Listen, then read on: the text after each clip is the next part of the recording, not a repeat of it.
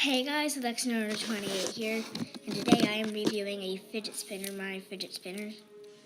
This is the only one I have. It's a camo with green hair. Excuse me for a second.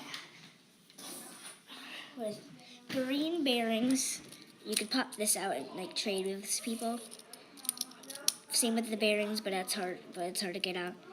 Mine has a tiny little crack in it, if you could see. It could spin pretty good still.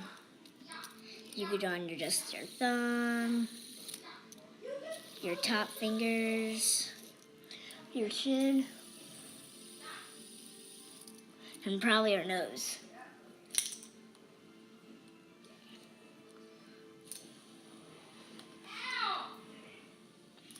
Yeah, you can't really balance it,